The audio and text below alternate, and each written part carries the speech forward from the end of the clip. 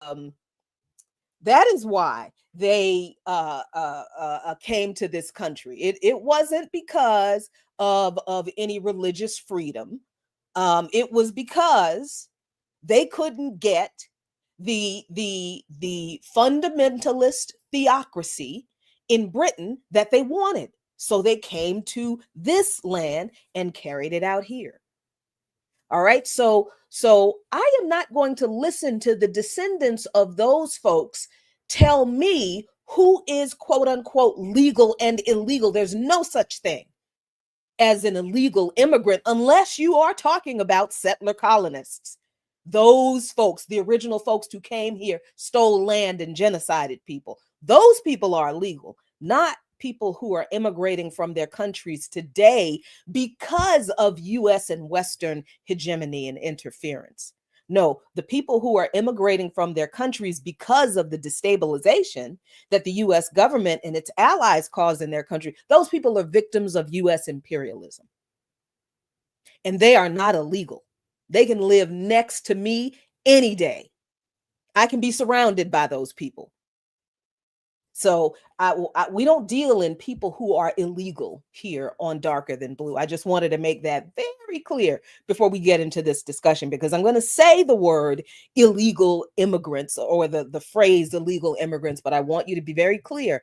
These are not my terms for describing people. This is a phrase that these politicians use, that their media talking heads use to demonize people that this government has already victimized by interfering in their country's governments, creating the that people are literally running with their lives from.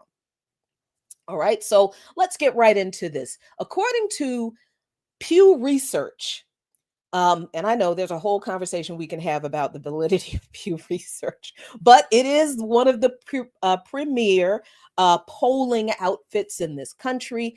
Pew Research says that there are an estimated 11 million undocumented immigrants in the United States. Of those, 8.3 million are employed, making up approximately 4.8% of the entire U.S. workforce. This is very important. 11 million supposedly undocumented immigrants in the U.S. Of them, 8.3 million are employed. The vast majority of people who come to this country, even if they are undocumented, actually work. They work and they pay taxes. But let me be clear, because people keep believing this, people keep repeating this, and I am not sure why people still believe this and still repeat this lie in 2024. But people who are undocumented in this country do not receive so-called government benefits. Undocumented immigrants do not receive welfare. They can't. They don't have social security numbers. That's the only way anybody who's supposed to be a citizen in this country receives any kind of benefits from this government. They have to know who you are, so you have to have that little social security number. That's how they know that you are a citizen. If you don't have a social security number, how do they find you? How do they find you to offer you welfare? They don't, because it doesn't happen. Yes, there are hospitals that everybody can go to, in which the hospital has to treat you whether you have insurance or not. That's not like an undocumented immigrant thing. That really is how public hospitals are supposed to work. But that is also why there are fewer and fewer public hospitals in this country today, right? And the ones that exist are deeply, grossly, horrifically underfunded, and they do not and cannot provide the kind of services that the people need. People who are uninsured, who are not all undocumented, is millions of so-called citizens who have no insurance.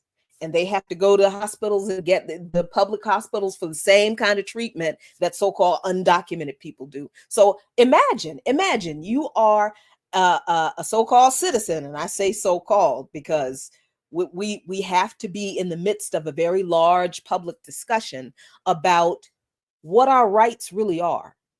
and what our rights are in a country in which the duopoly and the corporations run the government. So whose rights are being adhered to in such a situation where it is not the people who run the government. It's not the people who provide input on policy from the government. It's corporations and lobbyists and special interest groups. And by special interest groups, I don't mean like lobbyists for queer people or trans people, which is when some people hear special interest groups, that's what they think. But no, I'm talking about special interest groups like corporations that have particular lobbyists for them. Like Amazon has lobbyists. What's his face? Jeff Bezos. He can call up politicians and tell them, I want you to pass legislation that does this. Elon Musk certainly can call up politicians and say, you need to pass legislation that makes it easier for me to get to the lithium in Bolivia and in Peru. Yeah, they can do that. But there are actually laws that nobody pays any attention to that keeps them individual people from doing that. So they have lobbyists. They have lobbying agencies or agents and firms and companies and people who take their wishes to the politicians and tell them, this is what my client Amazon, this is what my client Elon Musk and X and Tesla, this is what they want. And if you give them what they want, they will give you this 6-figure amount or 7-figure amount to your reelection campaign. Will make big contributions to this program that you have in your district. For to send kids on a trip to Israel to see the Holy Land, or we'll do. There's some kind of quid pro quo that is offered to these politicians by these corporate lobbyists in order to get them to convince or entice them. And look, y'all, these politicians, they don't need a lot of convincing or enticing. They don't need to be convinced to pass legislation to benefit people who are already rich, because that's who runs the government. So this is a very normal thing. We don't live in a country in which the people can go directly to our politicians and tell them, we want you to abandon this hateful, xenophobic, build a wall, deporting people immigration policy. This is not the immigration policy we want. As a matter of fact, we don't want any of this. We don't have the power. We don't have the influence. We don't have a lobbying firm.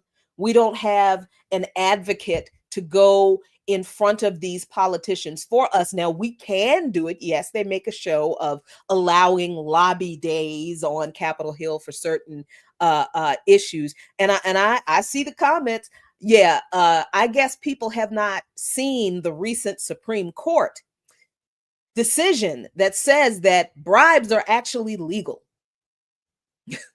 If a lobbying entity or a politician offers someone some money, or someone offers a politician some money to do something, as long as they don't call it a bribe,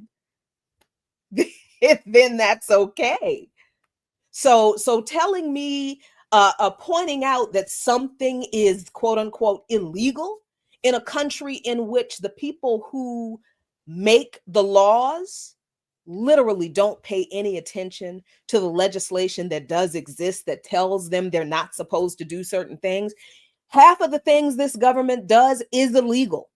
There are literally laws on the books that tell them they shouldn't do that. Haven't we just had a conversation about how the United States is not supposed to provide weapons to any country that is engaged in an armed conflict with anybody else, but is blocking humanitarian aid to the people in that country? That is a law. That is a law on the books right now. So because Israel has been found to block humanitarian aid getting into Gaza, the government and the people of Israel, the United States, when they found that out, were supposed to, according to the law that exists, they were supposed to stop sending weapons to Israel. The law says that. It is illegal for the United States government to provide weapons to a country that is blocking humanitarian aid. And yet, the US government under the Biden-Harris administration has continued to send weapons to Israel. Why? Because Secretary of State Anthony Blinken ignored the humanitarian reports of blocking of aid that the United Nations and other independent entities did provide with evidence. Blinken basically said, yeah, screw that report. We're not paying any attention to that report. Report doesn't exist. He stuck his fingers in his ears and went la la la la la la la while people were telling him about the report so that they could keep giving arms to Israel. So the fact that there are laws on the books in this country that say that this government is not allowed to do certain things under certain circumstances doesn't mean anything, because these politicians, these are the same people who write the laws. So they just write a way around it, or they just flat out ignore that the law exists and they challenge you to say anything about it, because every time you say something about it, what do? Have you watched those press conferences from the State Department? They just don't answer the question. So the fact that certain things are illegal, so what? To a government like the United States, so they don't care. They just pretend like the laws don't exist, because what are you going to do about it? So this whole threat from Trump, that he is going to carry out these mass deportations. I do wonder if people understand what the word mass means, because mass deportations have been carried out consistently under not just Biden and Harris, but under the 8 years of Obama as well. And this is not something I am making up, because I love Trump. I can't stand him. He is exactly who we think he is. But the truth does matter. It does matter that we tell the truth about what Democrats have done in regard to certain issues, so that we don't exceptionalize what Trump does as some uniquely evil thing, because what that does is make us think that all we have to do is stop Trump, when really what we have to do is look at what the entire system does, regardless of who is the figurehead representing the system, which is why we do have to talk about what Democrats do when Republicans are not in office. Because if we're going to focus all the time on how evil Republicans are and the evil things they do, then we need to be able to explain why it is that Democrats somehow manage to do the same things that the evil Republicans do, but Democrats are supposedly not as evil as the Republicans. They're so much different. Well, in this issue of immigration, let's look at that. Let's look at that. So again, according to Pew Research, 11 million undocumented people in the United States. 8.3 million of those undocumented people have jobs. They are working, and they make up about 4.8% of the US workforce. So that raises some questions in my mind, because that means that leaves like 2.7 million people of those 11 million undocumented people. So what are those 2.7 million people? Are they kids? Or are people claiming that those 2.7 million people are criminals? Because the idea of criminality is a part of this immigration discussion. So then that leaves me to ask, if, according to some people, when Obama was focused on his immigration policies, he was focusing on deporting people who had criminal records, all of these people had criminal records? If 8.3 million of the 11 million undocumented people actually have jobs, how can so many undocumented people also be convicted of crimes that get them put on ICE's radar and get them deported? You mean to tell me, I'm trying to understand this, that people will walk thousands of miles, walk, not hop on a plane, walk thousands of miles from their home country for months in order to escape the chaos that this government and its allies create in their home countries, just to walk thousands of miles for months to get to this country and then find a low paying job, live in a crappy neighborhood wherever they can afford, and also they can go commit a crime so they can get deported. That makes no sense. That doesn't make any sense, but that is the argument people make. So when we talk about who has deported, who has committed mass deportation in this country, I do think we need to talk about Obama and Biden. Because let's be clear, during Trump's term in office, he deported about 1.2 million people. An additional 805,770 people were self-deported or turned away at the border between 2017 and 2020. Now, I argue that there is no such thing as self-deportation. I think it's a silly concept. I think it's just as silly as believing that people would walk for thousands of miles from their home countries over months through horrific conditions with their families just to get to this country and then commit a crime so they can get deported. Well, that self-deportation is just as silly of an idea. That is just one of those things I think that this government comes up with to make the fact that they are deporting millions of people. They are literally turning people away at the border, 1 million people a year, probably more. All right. But let's talk about Trump's immigration. That during his administration, whether people like it or not, and I didn't like it when I first heard it, but it is true that during Trump's administration, the number of immigrations that Trump carried out were lower than either one of Obama's terms. I am not making this up. This information is coming from an article published in The Independent. Let's see. Yeah, The Independent, which is a UK publication, but pieces of this information have been published in every US major political publication, and the Washington Post, the New York Times, the LA Times, all over the place ever since this happened, since Obama's presidency. Because the article that this is published in asks the question that we're answering. Trump is promising a deportation surge.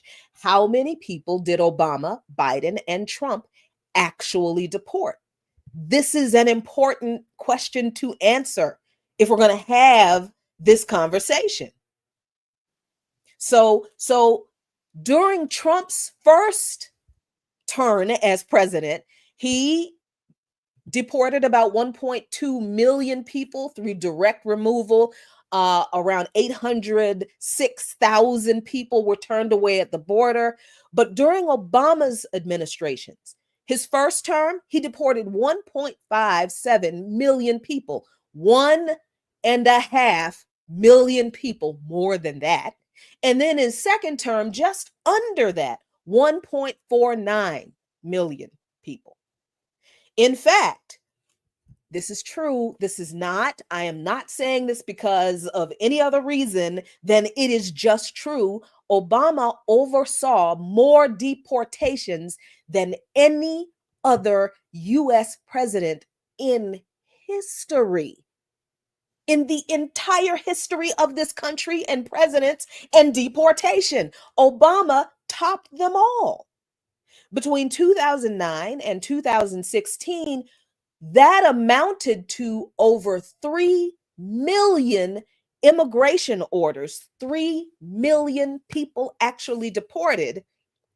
And that does not include the so-called self-deportations and turning away people at the border. So really, when we put all of those possible numbers together, and I don't believe those numbers are actually close to what the real number is. I think they're a gross underestimation, but those are the numbers we have. When we add them up, we're talking about 5.2 million people. And the article keeps saying immigrants. No, these are people. 5.2 million people that Obama deported during his 2 terms. Obama, the article says, placed a particular focus on threats to national security, border security, and public safety by targeting, he claimed, only convicted criminals. And the article says that in 2015, for example, 91% of people removed by deportation under Obama had criminal convictions. You mean to tell me that 91% of 5.24 million people committed crimes? Y'all, you cannot tell me. You can't tell me that 91% of those nearly 5.5 million people were deported because they committed crime. You can't tell me that. That is garbage. It's garbage. I don't believe it. It's lies. It's hogwash. It's foolishness. It's political spin. It is y'all's favorite first Black president lying to you about what he did to people who look like you, to your cousins, them from the global South, to your Haitian relatives, to your African yes, all of them. Those people walked for months through 6 countries with their families, with their babies on their backs to escape the chaos that the Obama administration carried out in their countries just to get here and commit a crime so they could immediately be deported. No, absolutely not. That foolishness about only people who committed crime were deported, that's a lie. And if you just would read the facts that are presented to you, because even the corporate media will tell the truth if you read enough of the article. If you read down enough, you'll get the truth. And the little bits of truth they give you never really make logical sense because the rest of the stuff is a lie. This is how you parse out the propaganda from the empire. You have to read the information they put out there in order for you to pick through the facts and the lies and to catch them in their lies, because they always lie, but they always tell a little bit of truth about what they're doing. So just looking at this one paragraph and realizing what they're saying that in 2015, 91% of the people that Obama deported had committed and were convicted of crimes. That makes no sense. I don't believe that for a second, and neither should you. But what did Trump do with that? Well, Trump overturned the criminal prioritization measures as soon as he entered office. But so what? Because he deported pretty much the same number of people for not the same reason, at least on paper, that Obama said he deported those people for. Only Trump deported slightly less. So how are the same amount, almost the same amount of people, but a few less in Trump's case, how are the same amount of people being deported, but Trump is not focusing on criminal convictions where Obama claimed that he was? No, Obama wasn't paying any attention to criminal convictions either. That was just the lie he and his administration told you. His administration, Joe Biden, Obama, Biden. So let's talk about what Biden has done. Biden, so far, The immigration numbers in his administration is about 4.7 million. One term, 4 years, 4.7 million people deported by Biden, who took his lessons from Obama. And Biden's numbers are much higher than both Trump and Obama's presidencies. So Trump will have to out deport both Obama and Biden.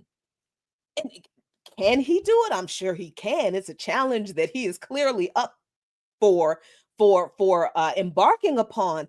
But I think we do need to be clear that when Trump says that he's, criticizing Biden for being soft on the border, claiming that Harris was going to just let everybody in, not only are Biden and Harris and Obama and Biden lying to you, Trump is lying to you too.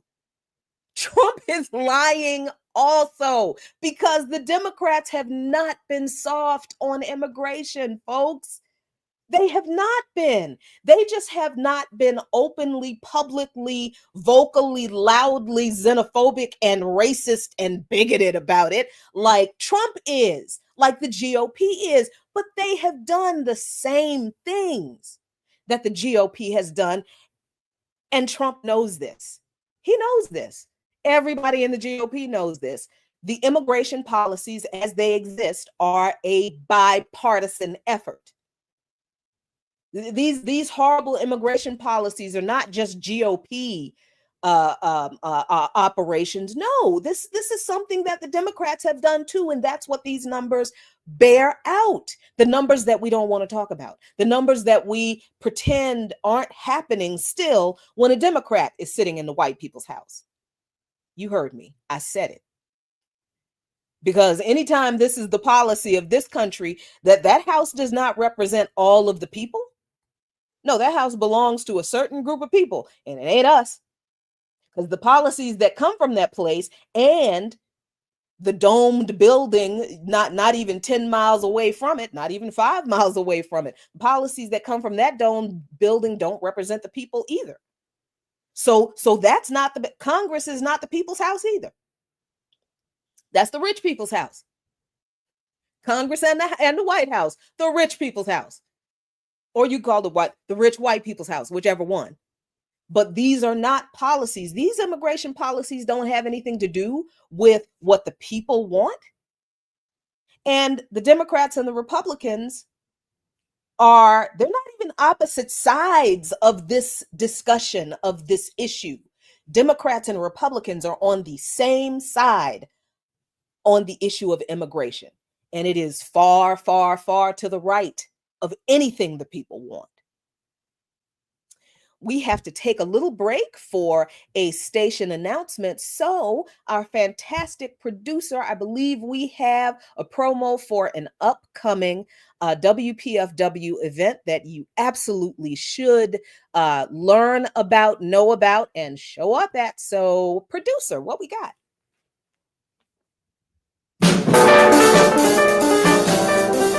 The WPFW Local Station Board is hosting a town hall meeting on Saturday, December 7th at New Bethany Baptist Church, 1300 10th Street Northwest, Washington, D.C., from noon to 2:30 p.m.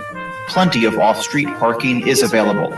As this will be our last town hall while at our present location, 1990 K Street Northwest, we hope that you will attend this important meeting to discuss WPFW's relocation plans, as well as other important issues facing the station. Healthy refreshments will be served.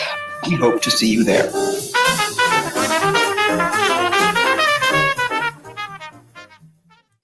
Thank you so much. And yes, we definitely hope to see you there. I'm all for snacks. Healthy snacks are good, but I also like really unhealthy snacks. So, if you're like me and like a good unhealthy snack, you might need to bring your own. So, okay. So let's get back to this discussion about these ridiculous immigration policies. And I want to be clear why we're having this conversation, because I want us to stop talking about policy and the way this government does things as if it just happens. That's just the way things are. This is what I hear people say a lot of. That's just the way the system works. No, people carry these policies out. People write these laws. People write how these things will be done. They vote on what people write about what these processes should be. People, individuals, human beings with interests write these processes down about how they want certain people to be mistreated, excluded, repressed, crushed. So, no, the system doesn't just work this way. It's not an autonomous system that doesn't have any input from human beings. No, no. This is the system that is created by the people who want it to operate this way. The system is designed not only from the beginning to operate this way, but the system continues to be shaped and propelled and propped up by people who want to continue to ensure that it keeps operating this way. This is why every effort that has been carried out to reform the system, to make people change certain aspects of the system, like, oh, we'll have people join the Democratic Party who are progressives in order for them to get them to change their immigration policies toward more progressive policies. What happens every time we do that? What happens every time the people say we can get into these political parties and change them from the inside? What happens every time we do that? These parties don't change. They don't go anywhere to the left or right of where they don't want to be. So if people are saying they're going to join the Republican Party to make them have more progressive parties with policies, which, by the way, I don't hear a lot of people saying. I'm sure there are some people who do say that, but mostly I get that from liberals who believe that they can move the Democratic Party back to the left. And the Democratic Party repeatedly, over and over again, shows us it doesn't want to be left. It doesn't want to be progressive. It doesn't want to be left of the Republicans. It wants to be to the right of the Republicans, because that is how the Democrats believe they can keep winning. That's just true. So this system is not an autonomous thing. And things don't happen that come from the government because that's just how the system works. No, there are people who are carrying out these policies, who are writing the policies down, who are voting on the policies that are written down, who are interpreting the policies for law enforcement, who are telling agencies in the localities and the states, this is what the federal law says you can do to people who do things that you don't approve. This is what the law says you can't do, but we're not going to ask you about that. And then that same kind of attitude gets filtered down to local, state, and local politics. Same thing. So this is not an autonomous system that just works that way. No, this is the result of people ensuring that this is how this system works. So when we look at particularly the Biden administration, people will frequently say, well, COVID had a lot to do with people who were deported under Biden, because that 4.7 million people who were deported under the Biden administration, people will say that most of those people were deported under Title 42, which was passed under Trump, which basically enabled deportations for public health reasons. But it's a very vaguely written law. It's not very specific. And it's easy to use it for exactly what it was used for, to just deport everybody. At the US-Mexico border, it removed the ability to request asylum. The article says that Biden tried to end Title 42 in 2020 2022, but Republicans Republicans sued the Biden administration, citing border security concerns. That is true. But in May of 2023, when the COVID emergency was lifted by Biden, and it shouldn't have been because COVID was still outside very much, and it still is, Title 42 restrictions were lifted. And then Biden did something else that we also don't talk about. When Biden, when they claimed that Biden tried to end Title 42, what really happened was in July of 2021, the Biden administration planned to stop expelling family unit migrants, but did a law change? No. The Biden administration changed its position because why? More people were arriving at the border. But why were more people arriving at the border, Joe Biden? Could it have had anything to do with the lawfare that your administration backed in global South countries? Yeah, there was that. So let's see. Let's see. Go down. In 2022, in May, the Centers for Disease Control and Prevention planned to terminate Title 42 because of the pandemic's reduced severity, but they were sued by Republican state attorneys general. Let's see, November 2022, a federal judge struck down the Title 42 policy, saying that it was arbitrary and capricious. They set a termination date of December 2022. But the Supreme Court decided to keep Title 42 in place while it was considering arguments from Republican states. And then what Biden did was, yes, he allowed, Title 42 to be overturned and that kind of stuff. But then he imposed or started using the standard Title 8 framework to deport 1 million people. So listen, I remember everybody was talking about Title 42, particularly because Title 42 really ended people being able to seek asylum, which is an international right for all human beings. Again, there's that thing about something being a law, an established law, and the United States government paying no attention to it, because it is an international law that people can seek asylum in any country. That is law. How come the United States is like, so what? We're going to implement Title 42 and nobody can seek asylum. How come? And they were able to get away with that for as long as they were. And then the Biden administration, when Title 42 is finally overturned, he doesn't stop deporting people. He just goes back to using the original framework that was used under the Obama administration to deport all of the people that Obama deported. And Biden ended up deporting nearly 1 million people even after Title 42 was overturned. So if we're going to talk about mass deportations, we're terrified about the mass deportations that Trump has threatened.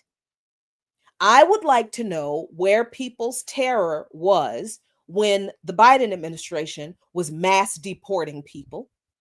I would like to know where people's terror and outrage was under the Obama administration when he was mass deporting people. 5.4 million people deported is a mass deportation. It's a mass. I don't care how you look at it. I don't know what your definition of mass is, but that sounds like mass to me. When you're talking about millions of people, that's mass. And both the Obama administration and the Biden administration have carried out mass deportations, just like the Obama and the Biden administrations were separating families. They were putting children in cages. You do know that the Obama administration, those cages were built. Those additional ICE facilities were built under the Obama administration. And I am not at all saying, dear listeners, I'm not at all saying that Trump is not dangerous. Of course he is. But he is dangerous in the context that every representative or figurehead of this duopoly is dangerous, because it's not one political party or the other that's dangerous. It is the system that the political parties exist and operate in and continue to prop up, largely by telling you that you have to vote for one of these two political parties in order to save you from the other one. Because the part of the truth that they're not telling you, or the truth that they are not telling you and that they will never tell you, is that they both prop this system up. They both support these awful policies that you're so afraid of from one party. Both of the parties prop those right-wing, restrictive violations of personal rights, violations of First Amendment rights, violations of bodily autonomy. Democrats and Republicans, bipartisan projects going on in this duopoly. And by duopoly, we mean the Republican and the Democratic parties, the two political parties that make up this political system, that are the only two accepted parties. They're the two parties that have the most power. They're the only parties that have the influence in this country. But really, they don't have the influence, because who controls those parties has the influence. And that is the real problem. They are the actual problem. The duopoly is a problem because the capitalist class likes the duopoly. They need the duopoly. They need to present us with this illusion of choice. That's what these two political parties are, the Republicans and the Democrats. They are the illusion of a democratic choice for us in this country. And the capitalist class that controls both parties, they have to present these Democrats and Republicans to us as if us voting for either one of these two political parties actually gives us input and a say into these policies. But when we examine how the two political parties actually operate when it comes to adjudicating these policies, carrying them out, and we find out that the two political parties operate in ways that are very similar to each other, with some differences that I would argue at this point, the differences between the Republicans and the Democrats is cosmetic. It is in messaging. It is in marketing. The difference is in the marketing. So who does having such a system where people are told that this is a democracy, but two political parties are not really in opposition to each other? They both govern for people who already have influence and power. They do not govern for everybody else. They don't govern for the poor. They don't govern for the working class. They don't govern for people who are immigrating. They don't govern for the disabled. They don't govern for the marginalized, though we get nothing. But who are they always talking about? The so-called middle class, that it's practically non-existent. So who really benefits from the duopoly as it exists are the rich, the people who need the facade of choice to stay in front of our faces in order for them, the capitalist class, to always and forever escape scrutiny, because they're the ones propping the duopoly up. They're the ones who are giving us this facade of choice. It is the capitalist class that controls both political parties and this government, who is telling us that, oh, your problem is not the system, your problem is Trump. And they don't like Trump because basically Trump is crude, right? They have no problem with his policies. They just don't like this man's marketing. They don't like that he is being honest about the true nature of the system. Trump is just being really clear about what the system really is.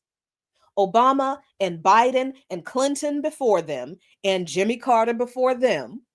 I know. Y'all love yourself some Jimmy Carter, but he was a mess too.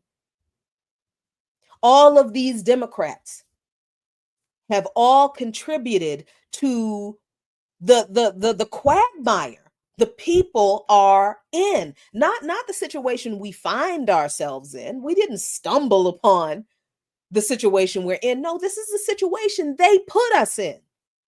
By continuing to present us this facade of choice, knowing full well that the only people who would ever benefit from either the Republicans or the Democrats winning at any given time are never us. It is always the capitalist class. They win regardless of who is the president.